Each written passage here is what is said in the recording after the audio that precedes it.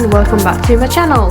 So I'm hoping that this view is a little better for you. I've moved the tripod, I've actually moved everything again. I've moved on my desk again, which I'll do another updated video soon, but I'm quite happy with this. Now I can have the camera really high up so you've got more in frame, but I will struggle zooming in now. But I was asked to do a tutorial on this background. I did it on another page as well, which I probably should have pulled that out, so I will go and get that. So this is the other page that I did. Really simple but so effective. Now this is just Colouring Heaven paper, so it's a little bit thicker than the Amazon printed.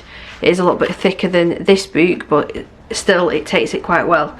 Now disclaimer, my daughter is on summer holidays now. I'm wishing everybody'd life away on half term, so if you hear any banging, then she's right above me and she's watching TV in bed, and whenever the characters are running, she runs and you'll hear banging.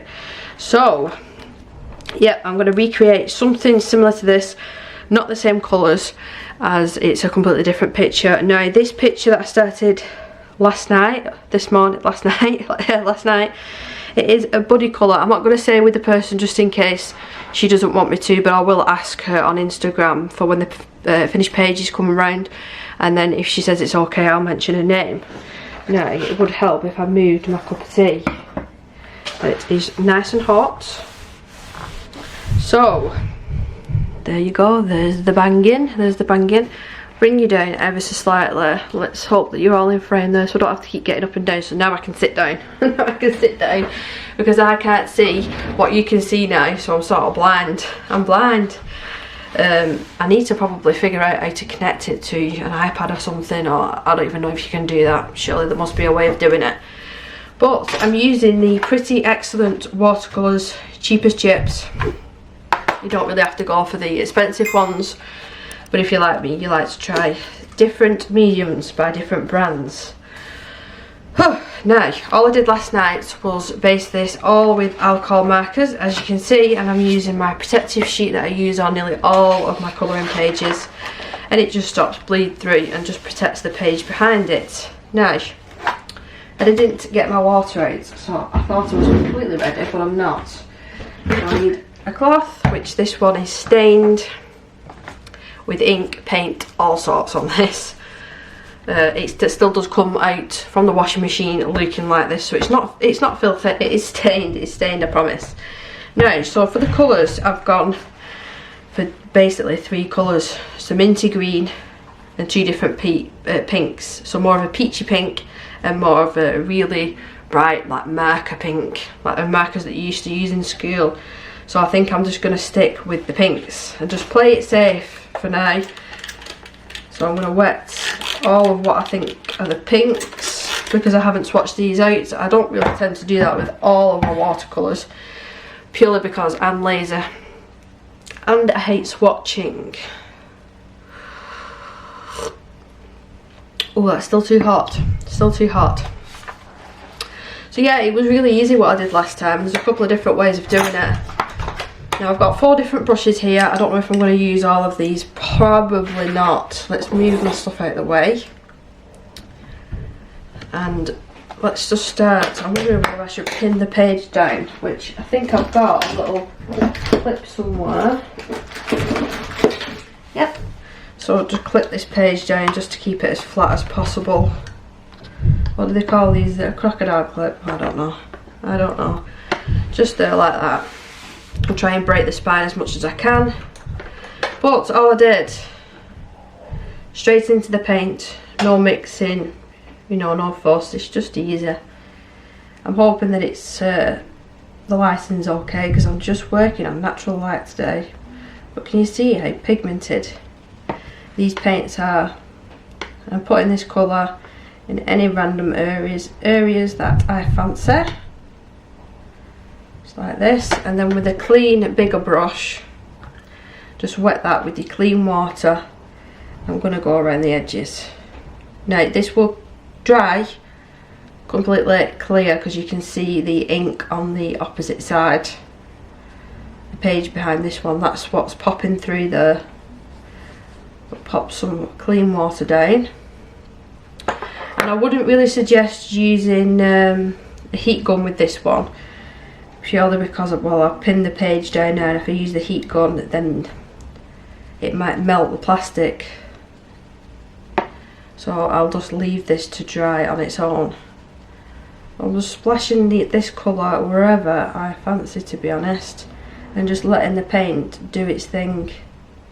The thing with watercolour, I mean, you can control it to a certain extent, but it's gonna go where it wants to go. Now where the page is buckling, because this isn't the best paper, it will try and settle in them areas. So you've just gotta, it comes with the territory with this paper. I mean, if you do this technique with, let's say, a Hannah Carlson book, then you're gonna have nicer results.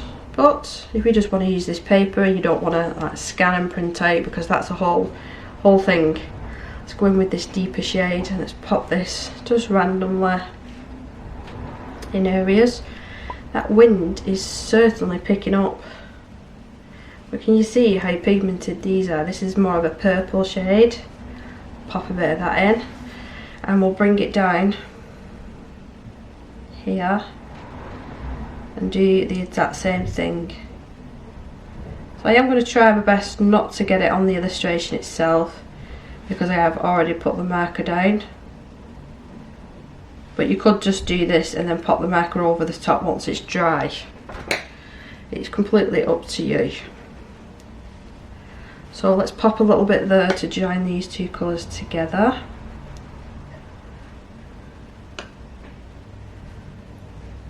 And it's just, you know, like I said, it's just easy to do. It's a fuss free. If you're not too sure what to do with the background and you've got a lot of space to work with, it's just easy.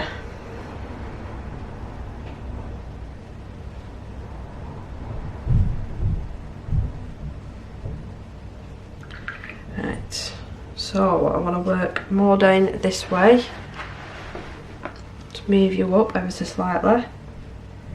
And what I'll probably do is I will come back when the illustration is completely dried and show you the outcome, so you're getting a good idea yourself. Let's go in with some of this lighter pink. It's more like a reddy pink, this. But yeah, look at the pigment on this for really cheap paints. I still use these quite often. Probably not as often as I should, but when you're a collector like me and you've got that much stuff, you've only got so much time. So let's add a little bit more water there and get that blended out. Let's add a little bit more here. Gosh, that wind is picking up. We've had to makeshift fixing our fence for the minute until the guys come out to fix it, so I'm hoping that it stays up, otherwise I don't know when I'm going to let the dog out.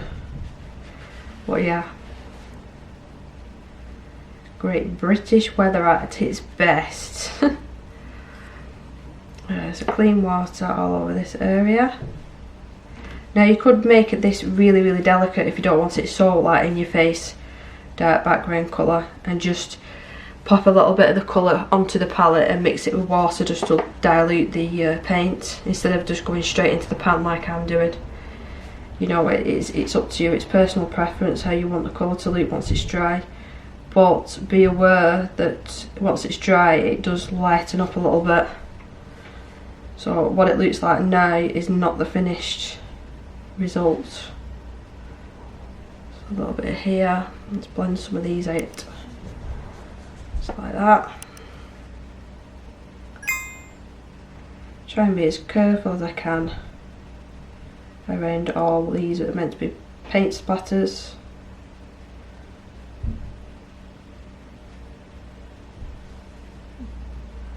Have a little bit more of that purple shade.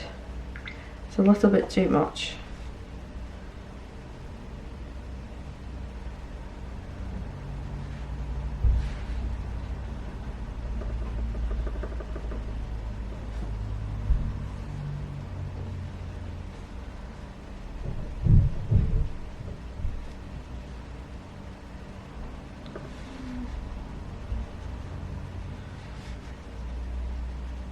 I mean, you can mess and mess and mess with this, but I find once you've found a good point that you're happy with, just step away and don't mess with it too much more, which I'm getting to that point now. So I just don't want any of these harsh edges.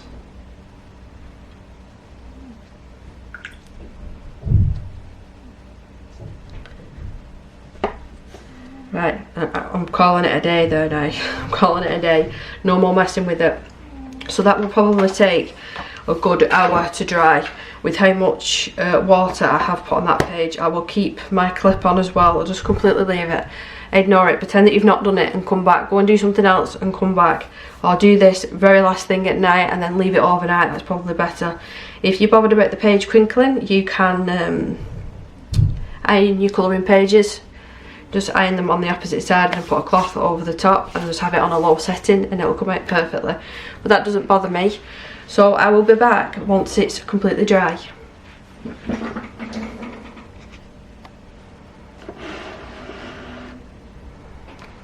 And I've just realised that half of it was up here. But yeah, I will come back to you once this is completely dry. Right, so we're more or less dry. There's still a little bit of dampness there. Now, do as I say, not as I do, because I got this wet, so it's left a bit of a mark there. But not to worry. But as you can see, it has crinkled the page ever so slightly. Doesn't bother me. But it's just an easy background if you're not sure what to do and you've got all that white space.